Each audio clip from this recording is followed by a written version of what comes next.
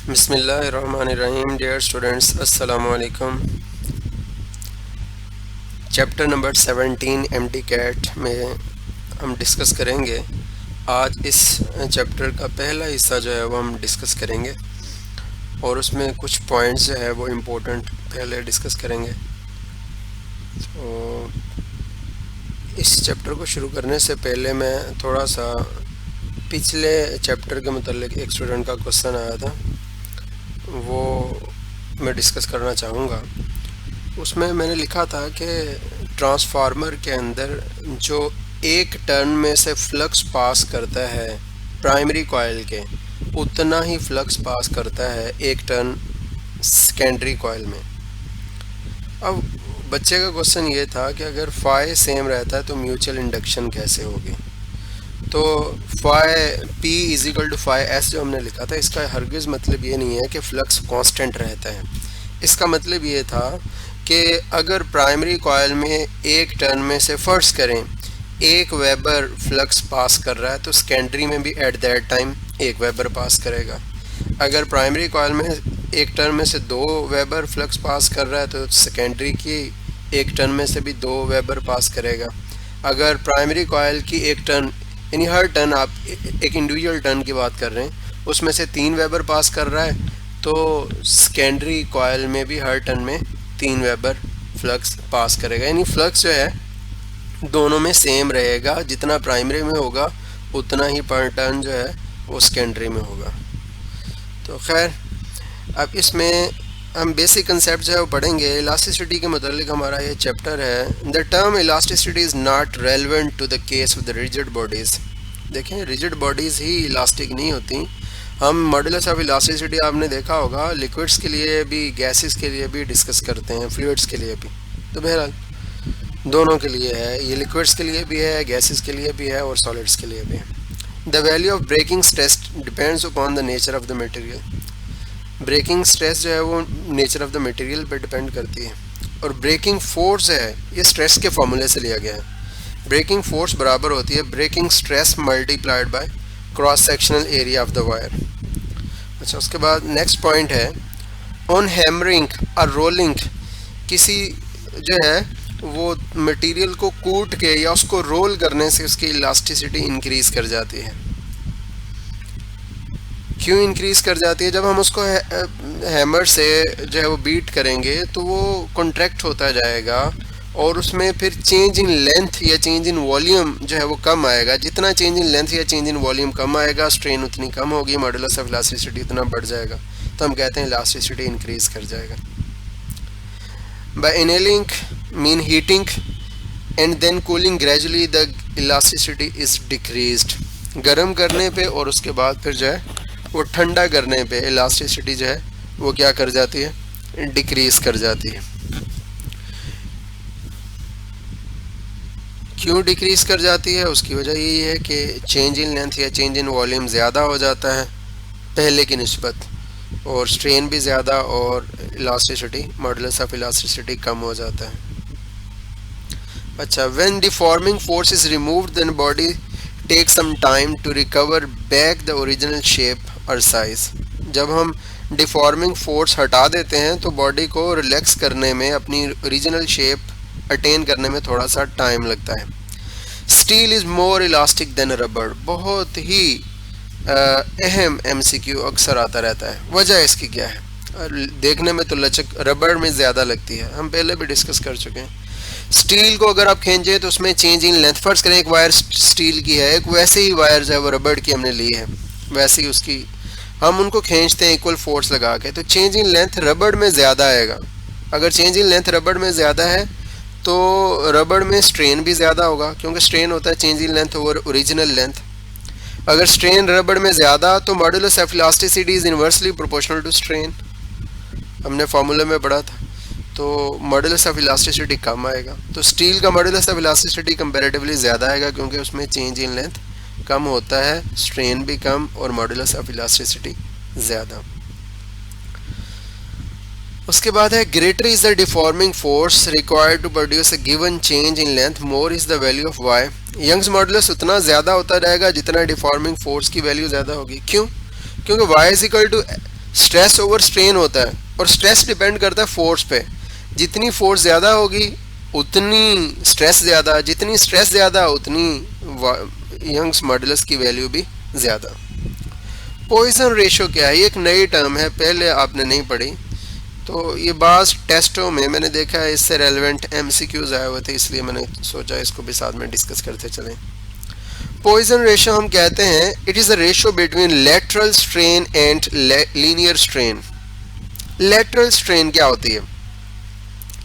देखें, ये एक फर्ज करें सिलेंडर है या आप कह लें वायर है, हम जब इसको खींचते हैं दोनों साइड, इधर से भी और इधर से भी, अब इसमें दो तब्दीलियां आ रही हैं। इसकी लेंथ बढ़ती है, पहले ये थिक वायर थी, अब ये थिन हो गई है, लेंथ बढ़ रही है और इसका डायामीटर कम हो रहा है। तो लेटरल स्ट्रेन जो है इसको हम बोलते हैं ऐसी स्ट्रेन जो परपेंडिकुलर हो, यहाँ पे हमने लिखा है also called secondary strain is at right angle to the direction of applied force. हम फोर्स इधर लगा रहे हैं, देखें फोर्स इधर लगा रहे हैं इस साइड पे जहाँ पे कर्सर चल रहा है, और इसकी लेंथ में चेंज इन एरोज के अक्रॉस में हो रहा है, डायमीटर के अक्रॉस में। अब ये देखें इसमें इसकी डायमीटर में चेंज ये इस साइड पे आ रहा है, अब डायमीटर में चेंज इस साइड पे आ रहा है और फोर्स इस साइड पे लग रही है, तो फोर्स और डायमीटर में चेंज दोनों राइट एंगल पे हैं। तो आप ये समझ लें कि ऐसी स्ट्रेन जो चेंज इन डायमीटर की वजह से पैदा हो, आप कह सकते हैं change in diameter divided by original diameter, ये लेटरल स्ट्रेन। और लीनियर स्ट्रेन कौन सी है? इसको टेंसाइल स्ट्रेन भी हम कह सकते हैं, लेंथ में जो चेंज आने वाला है, change in length divided by original length. तो ratio between lateral strain and linear strain, इसको हम कहते हैं पॉइसन रेशो। और पॉइसन रेशो की कोई डायमेंशन नहीं होती, कोई यूनिट नहीं होता, क्योंकि स्ट्रेन का अपना कोई यूनिट नहीं होता। और थ्योरेटिकली इसकी वैल्यू -1 से, ये 1 है, -1 से 0.5 तक होती है, और एक्चुअल प्रैक्टिस में इसकी वैल्यू 0.2 से 0.4 होती है। अब पॉइंट्स में क्यों वैल्यू होती है? देखें, चेंज इन डायमीटर तो कम आएगा ना, इसलिए लेटरल स्ट्रेन की वैल्यू कम होगी, और चेंज इन लेंथ किसी वायर को स्ट्रेच करने पे ज़्यादा आता है, इसलिए लीनियर स्ट्रेन की वैल्यू ज़्यादा होगी। अगर नोमिनेटर की वैल्यू कम और डिनोमिनेटर की वैल्यू ज़्यादा हो तो आंसर पॉइंट्स में आ जाता है, तो इसलिए इसका आंसर 0.2 to 0.4 के दरमियान में है। फिर उसके बाद स्टूडेंट्स इलास्टिसिटी और प्लास्टिसिटी को डिस्कस करेंगे। इलास्टिसिटी क्या होती है? The property of the material body by virtue of which it regain its original configuration, shape और size। किसी मटेरियल की वो प्रॉपर्टी जिससे वो अपनी ओरिजिनल शेप को हासिल कर लेती है, उसको हम कहते हैं इलास्टिसिटी। और कॉन्फ़िगरेशन सूरत को कहते हैं, ओरिजिनल शेप को, ओरिजिनल सूरत को हासिल कर ले। When the external deforming force is removed, और ये कब वो हासिल करती है? जब हम एक्सटर्नल फोर्स को रिमूव कर देते हैं, तो इस प्रॉपर्टी को इलास्टिसिटी कहते हैं। और the property of the material body by the virtue of which it does not regain its original configuration when external force is removed is called plasticity। तो किसी बॉडी की वो प्रॉपर्टी जिसकी वजह से वो अपनी इब्तदाई सूरत को हासिल ना कर सके, उसको हम प्लास्टिसिटी कहते हैं, एक्सटर्नल फोर्स के रिमूव करने पे। डिफॉर्मिंग फोर्स कौन सी होती है? ऐसी फोर्स जो बॉडी को चेंज कर दे, उसके साइज को, उसकी शेप को, या दोनों को चेंज कर दे, उसको हम डिफॉर्मिंग फोर्स कहते हैं। यानी लफ्ज़ी मतलब आप कह सकते हैं बिगाड़ने वाली फोर्स। अच्छा, अब परफेक्टली इलास्टिक बॉडी कौन सी है? A body is said to be perfectly elastic if it is completely regain its original form when the deforming force is removed। ऐसी बॉडी जो मुकम्मल तौर पे अपनी ओरिजिनल सूरत को हासिल कर ले, शेप को हासिल कर ले, उसको हम परफेक्टली इलास्टिक बॉडी कहते हैं। Since no material can regain completely its original form, क्योंकि कोई मटेरियल ऐसा नहीं कर सकता, अपनी 100% ओरिजिनल फॉर्म को हासिल नहीं कर सकता, तो the concept of perfectly elastic body is only an ideal concept. तो ये एक आइडियल कंसेप्ट है। अब यहाँ पर दो हम यहाँ पर डिस्कस करेंगे एग्जाम्पल्स जो परफेक्टली इलास्टिक बॉडी जो है के तौर पे एक्ट करते हैं। एक तो क्वार्ट्स है। क्वार्ट्स जो है ये सिलिकॉन डाइऑक्साइड है, ये नियरेस्ट अप्रोच है परफेक्टली इलास्टिक बॉडी की। और क्वार्ट्स जो है उसके साथ साथ जो है आप ये देख सकते हैं फास्फोर ब्रॉन्ज जो है ये भी एक अलॉय है कॉपर का, जिसमें हम कॉपर के साथ जो है 4% से 10% तक जो है वो टिन मिलाते हैं, 0.05 से 1% तक फास्फोरस मिलाते हैं। तो ये भी नियरेस्ट अप्रोच है परफेक्टली इलास्टिक बॉडी की। अच्छा, परफेक्टली प्लास्टिक बॉडी कौन सी है? If a body does not have any tendency to recover its original configuration on the removal of deforming force then it is said to be perfectly plastic. ऐसी body जिसपे original force लगानी, जिसपे deforming force लगाना हम छोड़ दें और उसमें कोई सलाहियत ना हो कि वो दोबारा अपनी इब्तदाई शक्ल को हासिल कर सके, उसको हम जो है वो परफेक्टली प्लास्टिक बॉडी कहते हैं। इसमें पैराफिन वैक्स है, मोम और उसके साथ वेट क्ले, गीली मिट्टी जो है, ये नियरेस्ट अप्रोच है प्लस परफेक्टली जो प्लास्टिक बॉडीज़ हैं उनकी। अच्छा, उसके साथ है स्ट्रेस क्या होती है। यहाँ पर एक छोटा सा मिसकंसेप्शन है। हम पहले पढ़ते आए हैं, आपकी टेक्स्ट बुक में बाकायदा लिखा हुआ है, the force which acts on the body and change the length, the force which acts on the unit area of the body and change the length, volume और shape of the body is called stress. लेकिन यहाँ पर ये बात याद रखिएगा कि stress deforming force नहीं है, ये रिस्टोरिंग फोर्स है। क्या मतलब? मैं यहाँ पर लिखता हूँ, यहाँ पे देखें, when deforming force is applied on the body, जब एक बॉडी पे डिफॉर्मिंग फोर्स, बिगाड़ने वाली फोर्स लगाई जाती है, an equal restoring force is in opposite direction is developed inside the body. तो बॉडी के मॉलिक्यूल्स की वजह से एक उसके डिफॉर्मिंग फोर्स के बिल्कुल बराबर और अपोजिट डायरेक्शन में एक रिस्टोरिंग फोर्स अमल करती है।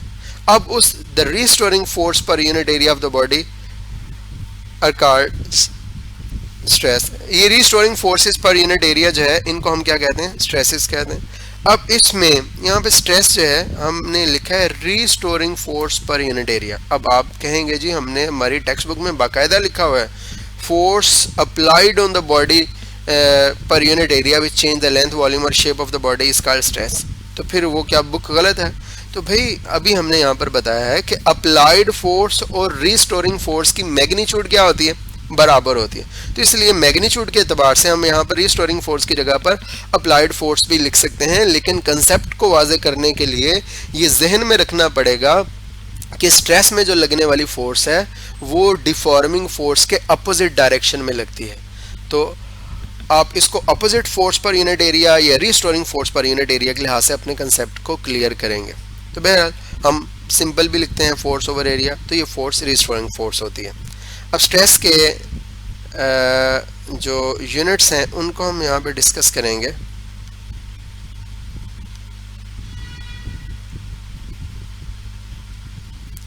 जी, इसके यूनिट कौन सा? न्यूटन पर मीटर स्क्वायर भी इसका यूनिट है। सीजीएस सिस्टम के अंदर डाइन पर सेंटीमीटर स्क्वायर भी है। इसका यूनिट पास्कल भी है, क्योंकि न्यूटन पर मीटर स्क्वायर पास्कल के बराबर भी होता है। इसका unit joule per metre cube के बराबर भी है। इसकी dimensions M L inverse T inverse square के बराबर है। तो स्टूडेंट्स याद रखिएगा, स्ट्रेस का और मॉडुलस ऑफ इलास्टिसिटी के यूनिट सेम होते हैं। तो ये इसके पॉसिबल यूनिट्स हैं जो मैंने यहाँ पे लिख दिए हैं। फिर उसके बाद है लॉन्गिट्यूडनल और नॉर्मल स्ट्रेस। ये कौन से होती हैं? हम इनको थोड़ा डिटेल में पढ़ेंगे, क्योंकि यहाँ पे थोड़ा सा मिसकंसेप्शन है, तो इसलिए मैंने सोचा कि इसको थोड़ा ज़्यादा डिटेल के अंदर हम पढ़ लेते हैं। तो लॉन्गिट्यूडनल या नॉर्मल स्ट्रेस एक ही चीज़ के दो नाम हैं। When an object is one dimensional, एक अगर ऑब्जेक्ट वन डायमेंशनल है, जिस तरह तार वगैरह होती है, वायर होती है, वन डायमेंशनल होती है, इसकी दूसरी डायमेंशन विड्थ या इसकी जो हाइट जो है वो निग्लिजिबल होती हैं, तो हम इसकी वन डायमेंशनल इसको कहते हैं वायर को। Then force acting per unit area is called longitudinal stress. तब फोर्स जो यूनिट एरिया पे एक्ट करती है उसको हम लॉन्गिट्यूडनल स्ट्रेस कहते हैं। नॉर्मल क्यों कहते हैं? ये force area of cross section के नॉर्मल एक्ट करती है, हर दफ़ा नॉर्मल एक्ट करती है, इसलिए हम इसको नॉर्मल स्ट्रेस भी कहते हैं। अच्छा, अब कंप्रेसिव स्ट्रेस कौन सी है? हमारे बहुत सारे जो की बुक्स हैं एफएससी लेवल की, उनमें ये गलत लिखा हुआ है। कंप्रेसिव स्ट्रेस जो है उसको वॉल्यूमेट्रिक स्ट्रेस से जोड़ दें। तो कंप्रेसिव स्ट्रेस वो होती है ऐसी स्ट्रेस जो बॉडी की लेंथ को डिक्रीज करने का बायस बनती है, उसको हम कहते हैं कंप्रेसिव स्ट्रेस। और टेंसाइल कौन सी होती है? जो बॉडी की लेंथ को इंक्रीज करने का बायस बनती है। अब आप कहेंगे जी लेंथ को इंक्रीज कैसे करेंगे? भाई ये डिफॉर्मिंग फोर्स जब लेंथ को इंक्रीज करे तो उस वक्त रिस्टोरिंग फोर्स लगेगी जो उसको ओरिजिनल शेप में लाने की कोशिश करेगी। उस restoring force per unit area को हम टेंसाइल स्ट्रेस कहते हैं। जब डिफॉर्मिंग फोर्स बॉडी को कंप्रेस करने की कोशिश करती है तो उस वक्त रीस्टोरिंग फोर्स अपोजिट डायरेक्शन में इस साइड पे लगती है, जो उसको अपनी इनिशियल शेप पे वापस लाने की कोशिश करती है। उस restoring force per unit area को कंप्रेसिव स्ट्रेस कहते हैं। तो सिंपल वर्ड्स में आप ये याद रखें, जब डिफॉर्मिंग फोर्स बॉडी की लेंथ को डिक्रीज करे तो स्ट्रेस कंप्रेसिव होगी, जब इंक्रीज करे तो स्ट्रेस टेंसाइल होगी। अच्छा, अब यहाँ पर वो कह रहा फर्ज करें एक ऑब्जेक्ट है, इस ऑब्जेक्ट पे ये एक फोर्स लग रही, थीटा एंगल बना रही है सरफेस के साथ। हमने इस फोर्स को रिजॉल्व किया तो इसके दो कंपोनेंट बन गए, ये वाला एफ कॉस थीटा और ये ऊपर वाला एफ साइन थीटा। अच्छा, अब इसको एफ कॉस थीटा देखें, आप वेक्टर्स को रिजॉल्व करते आए हैं, ये एफ है तो इस तरफ आ जाएगा एफ कॉस थीटा और ये ऊपर की तरफ आ जाएगा एफ साइन थीटा। चूंकि F sine theta normal to the surface है तो इसलिए हमने इसको एफ एन से रिप्रेजेंट किया। ये जो एफ एन ओवर ए है ये हमारी जो है टेंसाइल स्ट्रेस है। एफ एन ओवर ए या एफ साइन थीटा ओवर ए ये हमारी टेंसाइल स्ट्रेस है। और ये जो एफ कॉस थीटा है ये जो है टेंजेंट टू दी सरफेस है, ये देख रहे हैं आप, टेंजेंट टू दी सरफेस है, इसलिए इसको हम टेंजेंशियल स्ट्रेस भी कहते हैं, शेयर स्ट्रेस भी कहते हैं। तो ये हमने लिखा टेंजेंशियल और shear stress. It is defined as the restoring force acting per unit area tangential to the surface of the body. अब इसको हम टेंजेंशियल या शेयर स्ट्रेस कहते हैं और इसको हमने एफ टी ओवर ए कहा और ये एफ कॉस थीटा ओवर ए के बराबर है। अगर आपको फाइंड करना हो तो आपको इस जगह पर थीटा की वैल्यू पता होनी चाहिए और एफ की वैल्यू पता होनी चाहिए। स्टूडेंट यहाँ पर 1 लिखा गया है, ये एफ टी है, टेंजेंशियल को रिप्रेजेंट कर रहा है। तो अब अच्छा, the effect of the stress is to produce distortion और a change in size, volume और shape configuration of the body. तो इसकी वजह से बॉडी की जो है वो शेप के अंदर बेसिकली चेंज आता है टेंजेंशियल स्ट्रेस की वजह से। तो आप लोगों के लेवल पे हम यही कहते हैं कि कॉन्फ़िगरेशन के अंदर चेंज आता है, बॉडी की शेप के अंदर चेंज आता है। ज़ाहिर बात है जब शेप में चेंज आएगा तो जो है उसकी वजह से उसके वॉल्यूम में भी चेंज आ जाएगा, उसके साइज में भी चेंज आ जाएगा। तो खैर, बल्क स्ट्रेस और ऑल अराउंड स्ट्रेस और प्रेशर, ये प्रेशर के बराबर होती है। तो हमने कहा अगर कोई फोर्स किसी बॉडी पे अमल करती है सारी डायरेक्शनों पे normal to the unit area, then force acting per unit area is known as pressure. इस फोर्स को हम प्रेशर कहते हैं। The effect of the pressure is to produce volume change, और इस प्रेशर की लगने की वजह से वॉल्यूम में चेंज आता है। The shape of the body मे और मे नॉट चेंज, बॉडी की शेप चेंज हो भी सकती है, नहीं भी हो सकती है, depending upon the homogeneity, body की होमोजेनिटी पे डिपेंड करती है। तो ऐसी स्ट्रेस जो बॉडी की जो है वॉल्यूम को चेंज कर दे, सारी साइड पे लगे, ये देखें सारी साइड पे लग रही है, तो उसको हम जो है वॉल्यूमेट्रिक स्ट्रेस या बल्क स्ट्रेस कहते हैं और ये प्रेशर के बराबर होती है। तो हम इसको लिखेंगे एफ पी इधर ही रहेगा, ये एफ ओवर डेल ए के बराबर आ जाएगा। तो इसका इफेक्ट क्या होगा ये देखें, हो सकता है कि बॉडी जो है वो सिक्वीज कर जाए और उसकी शेप जो है वैसे कन्फाइंड हो जाए, थोड़ी सी श्रिंक कर जाए।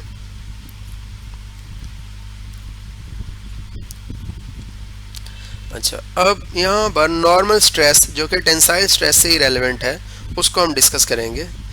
Hair the force is applied normal to the surface, it against of two types.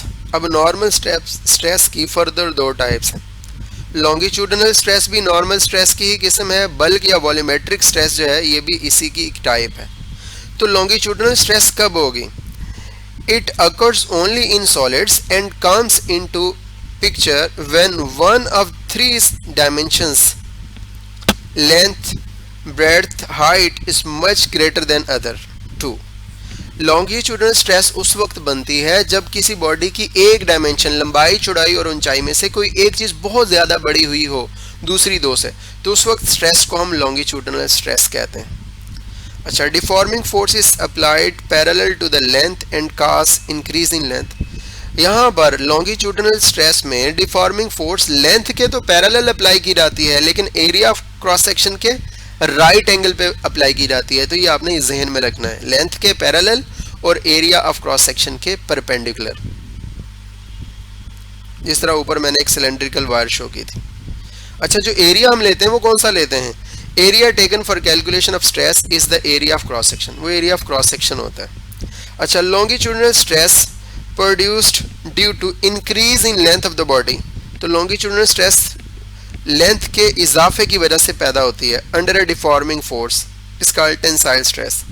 तो ऐसी स्ट्रेस जो लेंथ में इजाफे की वजह से पैदा होती है, डिफॉर्मिंग फोर्स जब लेंथ में इजाफा कर देती है, तो अब एक restoring force per unit area body को दोबारा अपनी ओरिजिनल शेप की तरफ वापस लेके आती है, उसको हम टेंसाइल कहते हैं. अगर लेंथ में इजाफे वाली फोर्स की वजह से स्ट्रेस पैदा हो तो उसको हम बोलते हैं टेंसाइल. और अगर लॉन्गिट्यूडनल स्ट्रेस है वो लेंथ में इजाफा नहीं, कमी की वजह से पैदा हो, यानी कंप्रेस करने की वजह से, तो उसको हम क्या बोलते हैं? कंप्रेसिव स्ट्रेस कहते हैं. बल्क और वॉल्यूमेट्रिक स्ट्रेस. बल्क और वॉल्यूमेट्रिक स्ट्रेस कौन सी है? It occurs in solids, liquids और गैसेस. तो ये सब में ही आती है, सॉलिड्स में भी, लिक्विड्स में भी और गैसेस में भी. देखें, टेंस जो लॉन्गिट्यूडनल थी वो सिर्फ आ रही थी, जो टेंसाइल स्ट्रेस जो थी वो सिर्फ आ रही थी सॉलिड्स के अंदर, और जो बल्क है ये सब में आती है. Longitudinal stress produce due to, अच्छा ये तो हमने पढ़ लिया, बल्क स्ट्रेस की बात कर रहे हैं. It occurs in solids, liquids और गैसेस. ये सॉलिड, लिक्विड और गैसेस सब में रूनुमा होती है. In case of fluids only bulk stress can be found.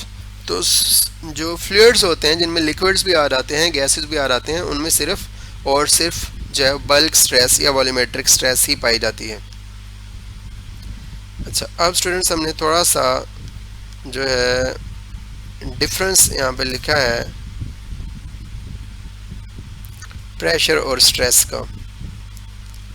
तो देखें difference between pressure and stress. Pressure क्या है? Pressure is always normal to the area. ये हमेशा नॉर्मल होता है एरिया के.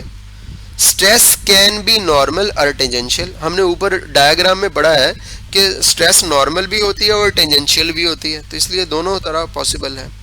ये always compressive in nature. Pressure हमेशा कंप्रेस करता है, और जो स्ट्रेस होती है मे बी कंप्रेसिव और टेंसाइल इन नेचर. कंप्रेसिव वो होती है जो दबा रही हो मटेरियल को, और टेंसाइल वो होती है जो उसको एक्सटेंड कर रही हो, खींच रही हो. तो इसलिए दोनों हो सकते हैं. तो ये फ़र्क थे प्रेशर और स्ट्रेस में. अब इसमें हमने साथ में स्ट्रेन को डिस्कस किया है. स्ट्रेन क्या होती है? It is the measure of deformation. ये डिफॉर्मेशन की जो है वो पैमाइश है, बिगाड़ की पैमाइश है. इसका कोई यूनिट नहीं होता. हम इसकी 3 किस्में पढ़ते आए हैं. Tensile strain, change in length divided by original length. यहाँ पर चेंज इन लेंथ कौन सी होगी? Increase in length over original length. और दूसरी है कंप्रेसिव स्ट्रेन. तो ये क्या है? Ratio between decrease in length and original length. क्योंकि कंप्रेस करते वक्त लेंथ क्या होती है? डिक्रीज होती है. तो हम इसको टेंसाइल स्ट्रेन को हम ये भी कहते हैं फ्रैक्शनल चेंज इन लेंथ, क्योंकि डेल एल ओवर एल को हम फ्रैक्शनल चेंज इन लेंथ भी बोलते हैं. और उसके साथ है वॉल्यूमेट्रिक स्ट्रेन.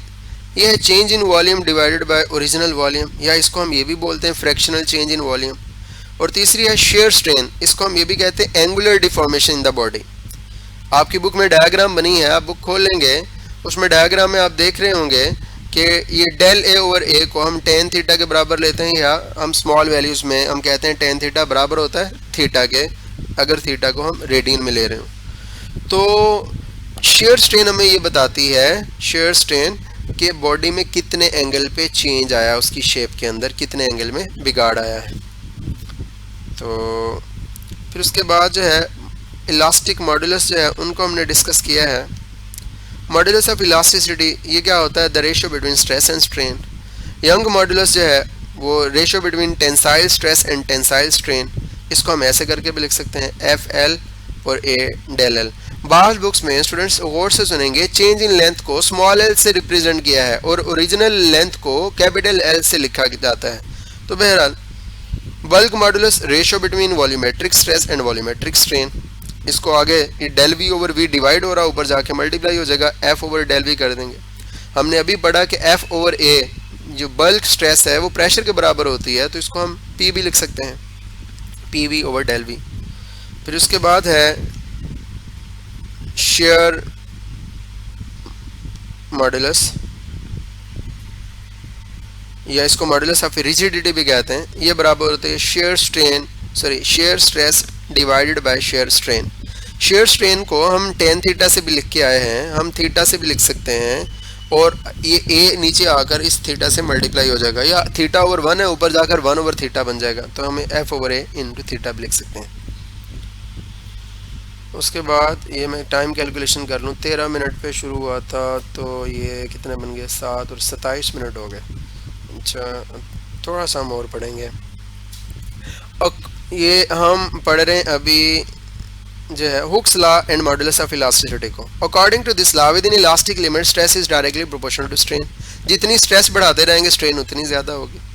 या अब ये एक्चुअल में ये है कि जितनी बिगाड़ ज़्यादा पैदा होगी उस बिगाड़ को रिकवर करने के लिए स्ट्रेस भी उतनी ज़्यादा लगाई जाएगी।